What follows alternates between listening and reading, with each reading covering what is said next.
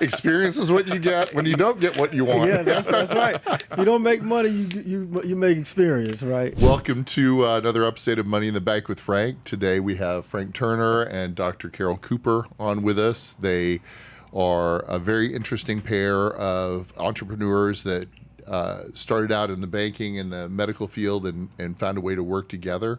Why don't we go ahead and cut to the disclosures, and when we get back, we'll chat a little bit about things.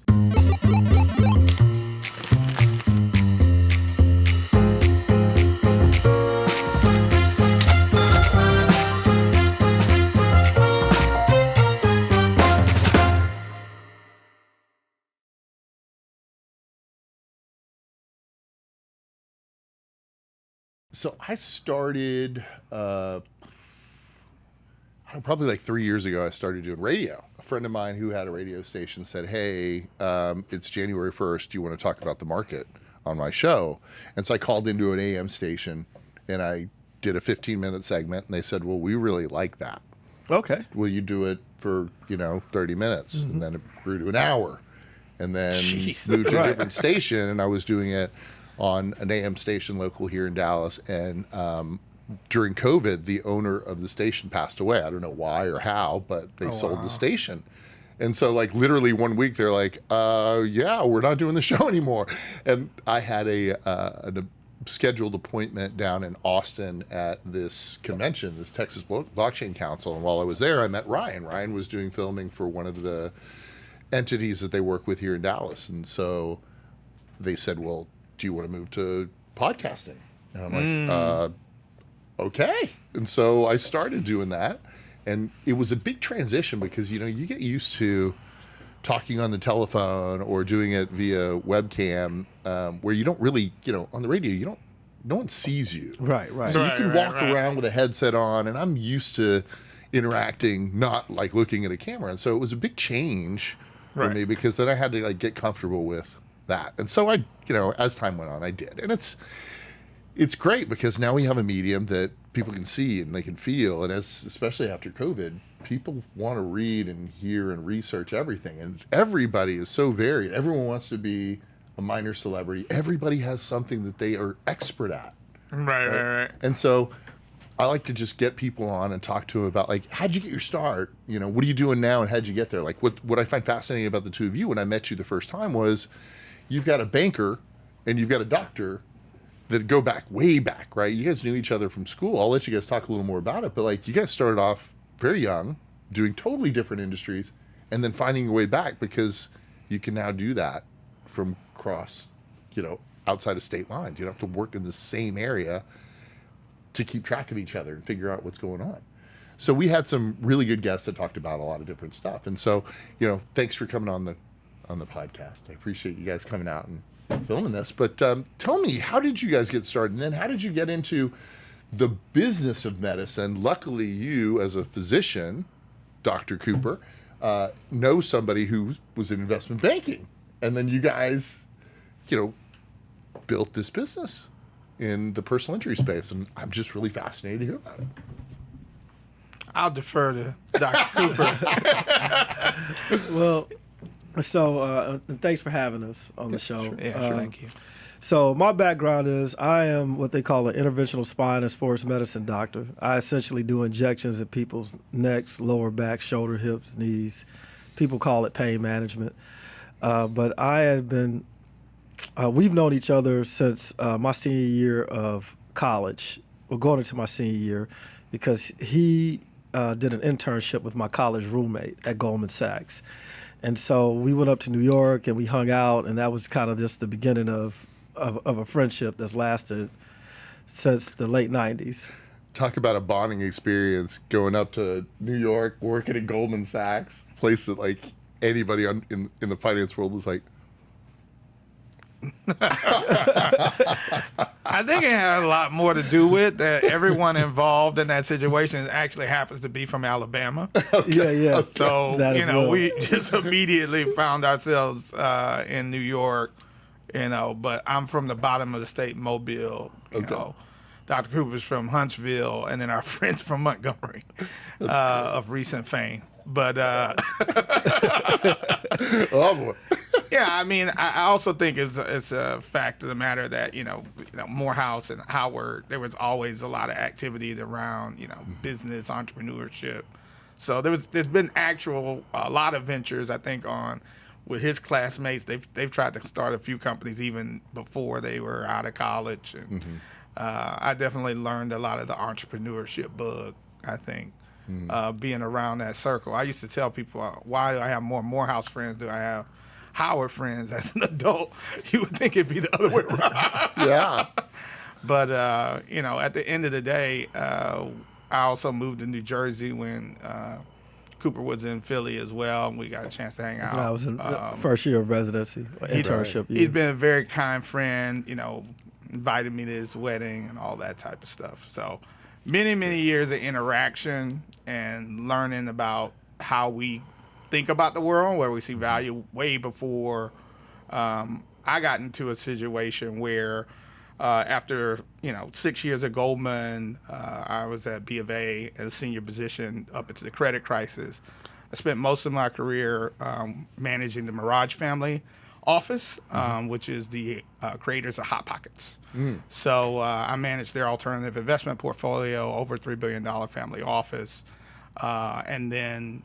So just to clarify, you said $3 billion on Hot Pockets. That's actually, they sold Hot Pockets for $2.6 billion a decade before that. Hot Pocket today, because people always ask me, is now a $7 billion brand within Nestle, solely in the U.S. Wow. Because all the international people know not to eat that. Oh gosh, we were just chatting about your recent trip to Africa, and it just blows me away at the different diets that we get and we get used to, right? And like just how bad for you some of these foods really are. But they taste so good. Yeah, salt solves all problems. I mean, it's interesting. I was I just came back from Africa, and then on my way back from the airport to my house, there was a guy from Ethiopia who was driving an Uber, and he made a remark which is I find very true. So in Africa, and I guess many other parts of the world, the how much money you have or your status, your financial status, has nothing to do with the type of food you eat. Everybody's eating organic food over there in Africa, as long as you have food. I mean, you got to have enough money to be able to get food, but all food is organic in a sense. Everybody's kind of eating the same stuff.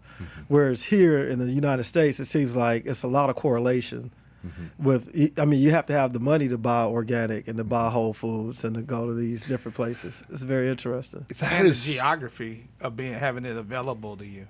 Right. And isn't that fascinating? We were talking about refrigeration, and as we evolved as a species, as we've conquered certain problems like air conditioning, refrigeration, it has made it easier to feed the population. Like I had this conversation before regarding, 100 years ago, 90% of the population would be out in doing agriculture things to feed the population. Now there's 2% of the population that's responsible for 98% of the food production in the States. It's a big number. That's a big change, which gives us the opportunity to do things like this. But of course, we're not getting the benefits of it in the right way. We're getting processed foods. We're getting things that aren't necessarily as good for you, but they taste great. But they're also, it's a product of the environment of what you can do with processing versus what you can do when you're doing it organically and yourself. So a big problem of the progress is they aren't capital intensive that much probably in Africa as they are capitalized as well as we are here. Exactly. And would that change? I think what's fascinating about the story you were talking about is earlier when you were in Africa, you were really on a plant-based journey and learning about the different medicines that aren't in the standard formulary, right? So what has that journey been like? So that journey's been good. So I went to Gabon kind of on a fact-finding mission. They have the second biggest rainforest in the world behind the Amazon. And I came to learn about plant medicines, not just necessarily the psychedelic ones you hear, but they are a culture that, in a lot of respects, treats a lot of things with different plants, and it's an oral tradition where many times the knowledge is passed down orally, and they have plans for everything from, whether it's to treat malaria, which they made it into, a drug. So I think it's called the Artemisia plant. They made it into AZT, which can help treat malaria, or ACT, one of those. But I went there just to kind of learn about that, learn about the culture, and also learn about different plant medicines. And, it was an interesting thing. I mean, they're currently in a coup. Yeah, but I just heard about that this morning. Politics in different places. I mean, I think that's the number one thing we have to be proud of in the United States is our political system. Yeah. In a lot of respects. With all of the things that are wrong with it, it's still the best one. It's still the best one. It's still the peaceful transfer of power. It's still, people don't steal elections necessarily. It's still a lot of things are handled on the local level versus the centralized level. It's still, I think it's, probably one of the better ones, if not the best one. So when you've been doing that journey, obviously you probably have to build trust every time you go there, and you get more and more trusted with this knowledge, right? Right. And so that was the first time I went. I plan on going back again, and it's one of those things where people tell you a little bit at first, but then they see you serious, you're going to come back, and it's a lot to learn. So, but I mean, I think it's the same as far as the Amazon. I think it's the same even within the United States. There are different plants and that are endemic to different parts of the United States that a lot of that knowledge we don't know about. Grandparents know about it, or it's been lost. Yeah. It may be in a book somewhere, but we have to dig it out. Right. Yeah.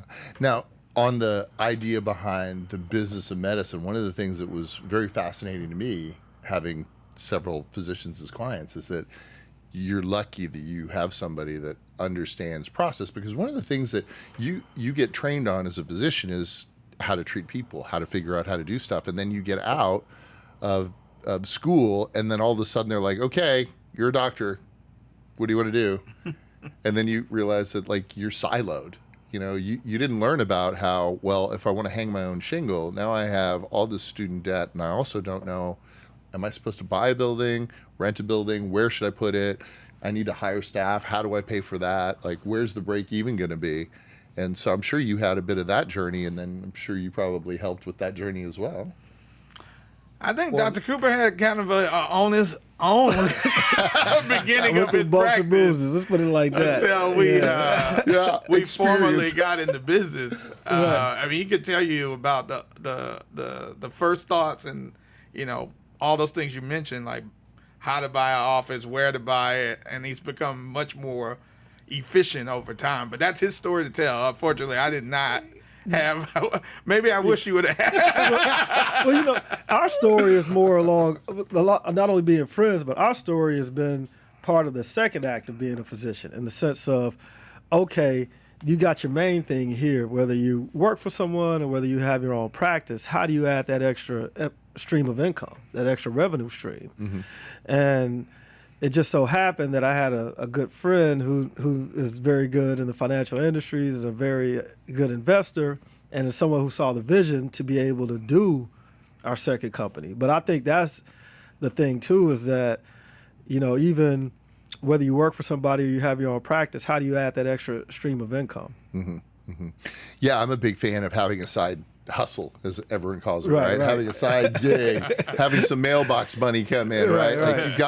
You've got your job that you do every day, that you work and you pay the bills. Right. And now more than ever, everyone has the opportunity to do something you actually are passionate about or you're good at. I have a friend who, during the pandemic, because of Etsy and these different avenues that are available, she was making more money as making custom candles than she was at her real job. And so she was able to separate. So there's all these things that we're good at that we didn't know we could monetize, and now you can monetize it. So how did that journey happen with you guys? What was, so the company you guys work on together is a company called VRDE. Tell me about how that started, how it's grown, and a little bit about how it works. So it was very interesting from my side in that it actually started in the legal community, not the medicine community. One of my last roles before I established my own private equity firm, which is called Solaris, in Puerto Rico, was a credit hedge fund based out of LA. And so I was originating direct loans to small businesses of all different types of industries. One of those, loans happened to be in the litigation finance arena. And one of the first people I closed a transaction with was actually one of Darnell's classmates as well. And so, we provided him an X $1 million facility, which they immediately, were able to have a portfolio acquired, and they were able to have some financial upside from that, and then started to be a partner with us on working these particular litigation finance cases, primarily in California and in Asia. And because of that success that he saw come to his classmate, who's a litigation lawyer by trade, he was like, well, have you ever thought about factoring or financing, providing working capital for the personal injury arena? And I said, yes. I don't like a lot of the guys because none of them have a background that makes any sense. I see a lot of guys doing things for basically to get bigger, but they don't really understand the underwriting. They don't understand the vertical of why the business exists. Or how does this help the lawyers have a better personal injury case? They don't understand any of that stuff. And so for that reason, I've not been able to find a transaction. And so I'll give it over to Donnell because he raised his hands. Well, I know those things. Experience is what you get when you don't get what you want. Yeah, that's right. If you don't make money, you make experience, right? Yeah. And, so rewind/fast forward, right? So Frank is out doing his thing. I go after residency and fellowship. I go and start a traditional pain management practice around 2011. I first get out in 2009 and work at a pain practice in South Carolina. I then started my own practice around 2011 with a guy I went to medical school with who subsequently left after 1 year. So around 2012, I had my own pain management practice. And this is traditional pain management, kind of at the build up to almost the apex of the opioid crisis, right? Yeah. And so, I rented a space that was going up in rent every month. I was doing procedures and seeing things that were being the reimbursement was being decreased by normal insurance every year. And then I was in this kind of tough field of pain management where you're seeing patients, you're helping them get better, you're prescribing opioids, and you have to urine drug screen, and I was kicking almost a third of my patients out, and I just saw that the opioids weren't working at that time like they were supposed to work at that time, and I wanted an exit. So lawyers started coming to me, or different people started sending me people who had been in auto accidents. And so I started seeing those clients, and I said, okay, I kind of like it, except I would have to wait like a year to get paid. Right. But what happened was I started using a factoring company myself, and it made sense. Oh, okay, I'm making money. I'm making pretty decent money doing this. But then I thought, okay, well, first of all, I thought, okay, I can see people who've been in auto accidents and maybe make this a career so I don't have to prescribe opioids at this clip. So I first went into that, and then I subsequently communicated with Frank that says, okay, well, maybe if we get on this factoring side of the business as well, there might be some money in that. And so Frank had just did the deal, and I kind of convinced Frank to go in it with me. So he put some money in, and I put some money in, and we kind of started it. And, we'll get more into it, but, it's more not just it's not just a factoring company, but we're more or less a healthcare company. Sure. That is doing multiple different types of deals and not just factoring. Because, factoring is made to use temporarily until you don't need it anymore. Well, it's really what you're saying, the business of medicine focused on personal injury. Right. Yeah, so traditionally, I mean, there are so many companies that have used factoring. It's just such a bad word. It's like usury, right? But the truth of the matter is that traditional banks don't lend on certain things. I remember specifically during what we all call the Great Financial Crisis, a buddy of mine worked for Chase, and he was a senior commercial banker in one of the branches here in Dallas, and they specifically said, unless you're gonna have to bleep out the Chase part. Unless you're a doctor that's buying into a practice or a lawyer buying into a practice, do not lend money to them. So what was he supposed to do all day long, every day? He went to law school. Right. I mean, there's no traditional money for small businesses anymore with these big banks, and that's the problem and the challenge with the larger banks and the regional banks. Forget the inverted yield curve. I mean, there's just no one there to help the smaller guy. And now, with the decentralization in different ways of money, it's easier now for business people who have connections to create these specialty finance companies that are really interesting and compelling and can actually help. Like a pain doctor that didn't want to prescribe opioids, right? Right. And if you were stuck in the traditional model, you would have just been stuck doing it. But because there are other opportunities and other avenues to acquire and do business the right way, you were able to. Yeah, I wouldn't have been able to transition into 100% auto accidents, personal injury without a factoring company. It would not have happened, without factoring.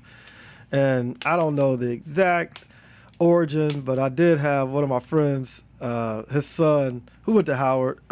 He interned with me for a summer, and I had him look up the history of factoring. Okay. And it has something to do, along with kind of like the LLCs, like from the New World, like establishing the New World, and people wanting their products almost, sold guaranteed money. So it's old. It's, not old, but it's maybe 1600s.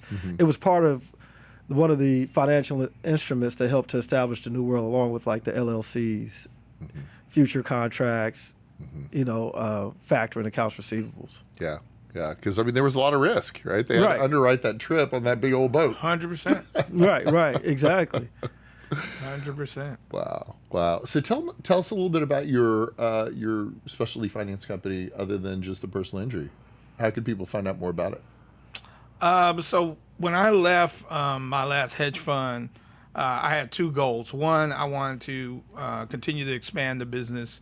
At that time, it was called Mars, for medical account receivables. We Solutions. have right solutions. Mars. Yeah. And then my birthday's in April, so I think I was like, Mars. There you go. I always wanted to do that. And then I was asked to not give up the hedge fund part of my life, and so I've been investing primarily in debt, financial instruments, private credit, direct lending, and general macro fixed income investments, since I ran research in the family office for all credit. So I mean, I manage the entire allocation portfolio as well, but my research itself has always been around credit. I'm a structured finance banker by background, meaning that I finance credit card, auto loans, boat loans, etc., with the consumer, and I ran consumer innovation at Bank of America. So for me, it was just a natural another working capital problem in the small business space, which is part of where I've been working all of my career. And the beauty of it was that we really just want to own a proper alignment in the vertical, meaning that the business is really providing services to people who cannot pay you immediately. They have to pay you on contingency because they're waiting for a settlement. Yeah, and from the payer side of the equation, it's like, you don't want them to have to wait for service on a problem that's happening right now, right? You, as a physician, you want to treat them. If they have money issues, eventually they can get it. Many doctors are put in a position where they can't treat it because they don't have insurance, or they can't wait a year, right? So, or two, or longer. And just to circle back to your comment before, there's a lot of people that have seen the NASDAQ up 40+% in the year, and equities. That's all anyone thinks about, equities. Well, for those of you out there that don't know much about the financial services world, those of us who don't have as much money will be in the equity world. Those who have a lot of money are fixed income, So you want to find out what's kind of going on in the markets. You want to talk to a fixed income guy, specifically one who actually has done underwriting and understands finances to the nth degree. So that's an impressive CV that you've got going on there, Frank. Well, I think the important thing now in the macro sense is that this is probably one of the better times to invest in credit instruments because the rate environment has improved or normalized. Some people think it's normal to have 0% mortgages. It's actually very much abnormal. Yeah. But now that I'm an old guy, I can go back. I remember when I first got to Goldman, there were guys that were like, well, I remember in the RTC debacle, and I remember in the 70s when rates were 30%, and I was just like, oh, I hate these people.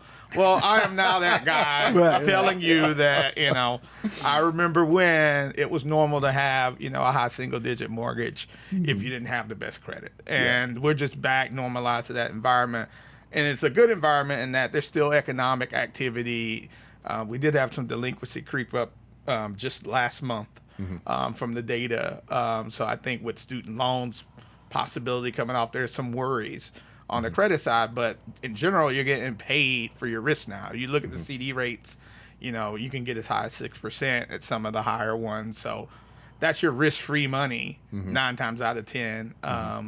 Putting aside any banking crises that we could have. Yeah, nothing's for free anymore.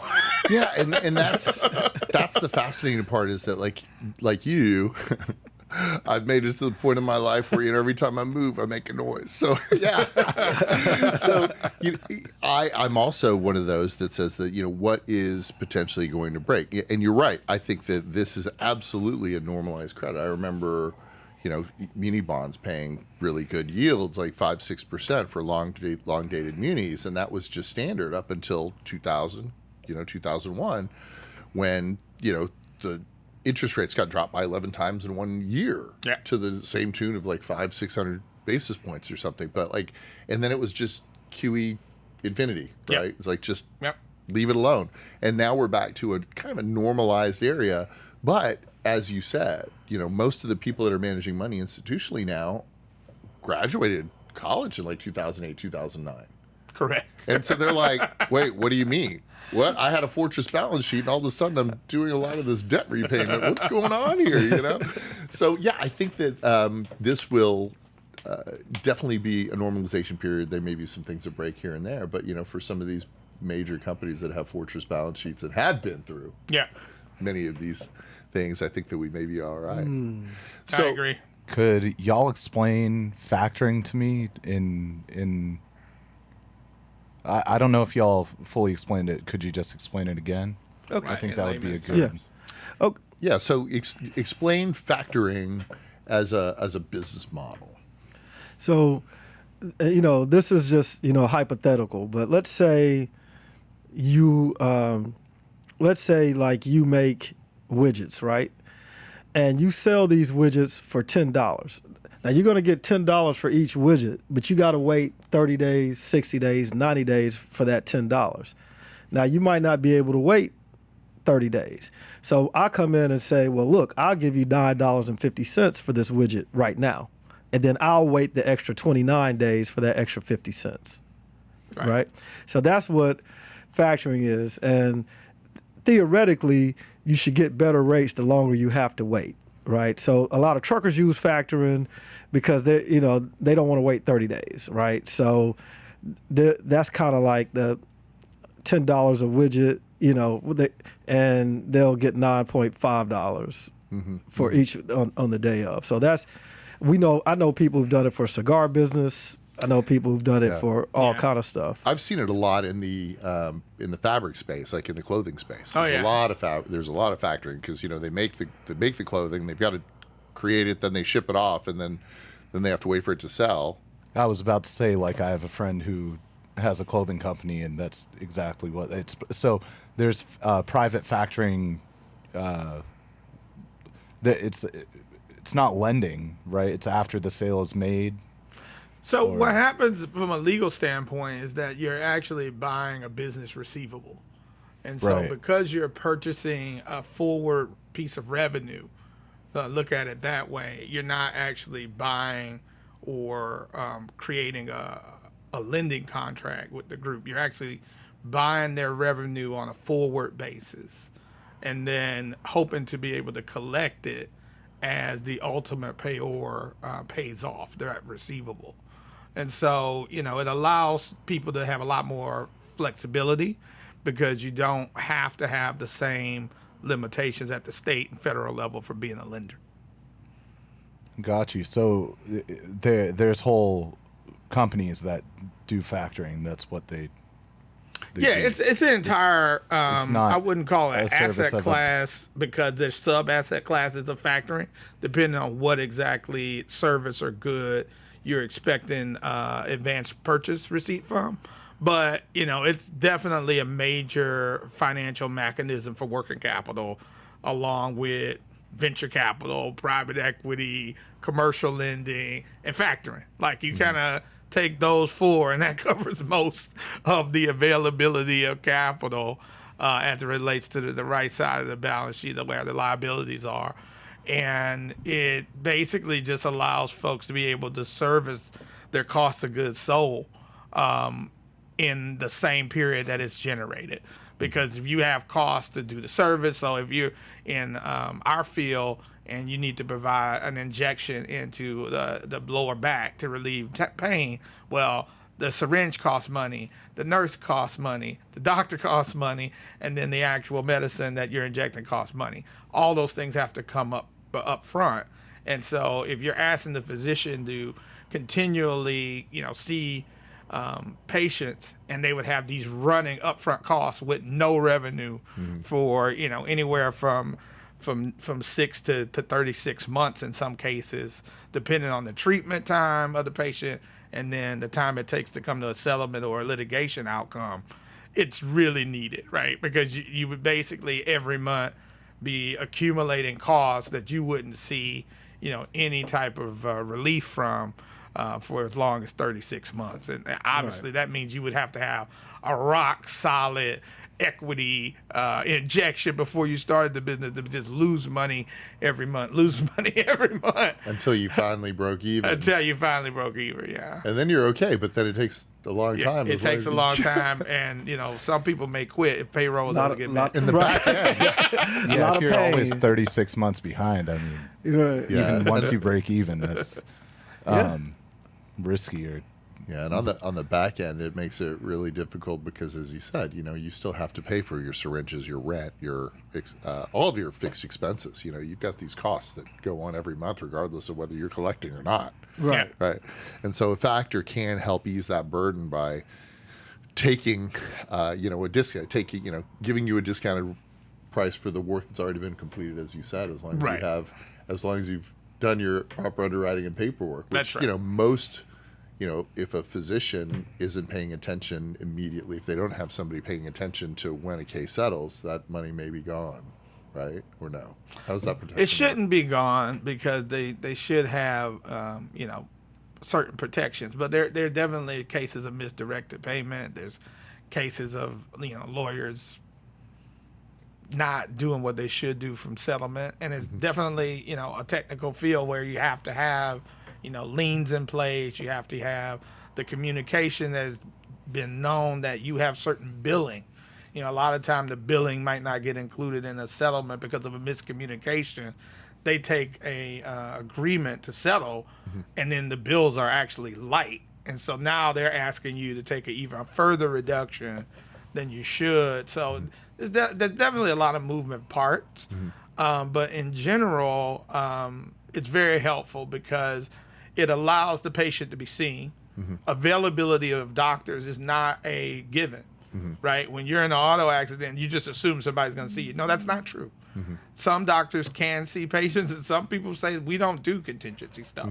Right. And so by having us sit in the vertical, we actually increase the number of doctors that are willing to see patients that are actually Which improves injured, healthcare. which improves healthcare overall. patient outcomes, sure. Patient outcomes. Yeah. What other types of specialty finance, what other industries, other personal injury do you guys work in? And how would somebody who was interested in the model and wanted to learn more, is there a place that they can go right now where they could actually see some examples of what you guys do? Yeah, so in the general world, there are a couple of retail outlets that provide an entree into this world. One of them is a platform called Percent, which we are recently launched a VRDE, backed by my other firm as the underwriter, Solaris, into investing in the receivables that we purchase on a quarterly basis. So we are launching our first one right today, actually, and are on Great the timing. platform. And, that's great, too, because they're, a broker-dealer. They hire an additional underwriter, and, it has a lot of the protections and the technology platform where you can invest, small amounts versus, some of the other things where it's, a little bit more legal intensive, to invest in a private equity fund. There's all these subscription docs. You have to have a certain, level of being accredited or investors, a qualified investor. All those things are more difficult where, Percent has the retail platform to bring these specialty finance investors to mainstream investors, which is, I think it's great. And these are things that weren't available before to the everyday person that didn't have a banker or have somebody that was a high-end financial advisor that gave you access to that type of asset class. So again, going back to the technology, I think that because of all these different platforms, like any of them, talk about Etsy, talk about Percent, these are platforms now that people that are sophisticated can do their due diligence and figure out, oh, there is stuff out there that's really compelling. No matter what the market's doing, people still get hurt, right? People still need to be treated. You guys have a platform in place that actually, buttons up and can do all that backfill for physicians and personal injury attorneys, right? So is that generally the models you work with physicians or do you like one side or the other? Or do you like them both? Yeah, because it's symbiotic in the relationship. The ultimate payor or the settlement agreement from the lawyers, that we will work from either side of the equation, as long as we have the ability to underwrite that the accident actually happened, it's a legitimate patient, it's not. And it doesn't rely on the 18-wheeler that hits the motorcycle. No. This is a service that we're providing, of course, to make money, but also so patients can go see multiple or different types of doctors and get the treatment they need in an expedient time period. Who wants to wait 6 weeks for an appointment? Right, and right. You've been physically hurt. Right, so this allows somebody to go and shop around to a few different doctors. Well, okay, I can get in a week, and if we're collaborating with that doctor, we can buy that receivable and they can get paid and all as well. So, we look at it as a service, and some of the other things that we're doing within VRDE, which is looking at different healthcare deals, helping out with just a number of different things that you can go on the website and see. So, What's that website? www.VRDE Group. That's VRDE Group GROUP.com. yeah, so VRDE with no first E, so just VRDE. It was taken. Yeah. Apparently it means green in some languages. I didn't know that. Vermont. It's funny, Vermont. I was like, wait, Green Mountain. I get it. So that's why I literally didn't realize it. When I saw Green Mountain Coffee, I was like, okay, I get it now. It all makes sense now. Oh my gosh. So with the this is just thinking off the box and doesn't need to go in, but so I started my journey this year with a side business in the pharmacy benefit management, employee benefit space. I already did 401ks and 403bs, and then I saw pharmacy benefit management, and so I started getting involved in that, and I was able to get from the state of Texas the minority business enterprise as well Yep. as the disadvantaged business enterprise certification, which allows me to go after certain different types of work that I probably wouldn't have been able to get into before if I didn't have, a whole lot more clients behind me. Do you guys have any kind of a similar model? Are there advantages or benefits to bigger firms that might be interested in working with you guys on the social side? So from a standpoint of ownership, yeah, we're minority owned. We do not have a certification, but I have a certification with my private equity firm. So we're registered as a minority supplier with the MMSD, the Minority Supplier Diversity Council. Okay. Yeah. So we're MBE as well, or WMBE. Yeah, it's funny. So that many- weeby, so many ways. weebies. It's like, yeah, you gotta make sure the women are there. Yeah, for sure. In any for sure. case, there's been opportunities to utilize that partnership as it relates to that.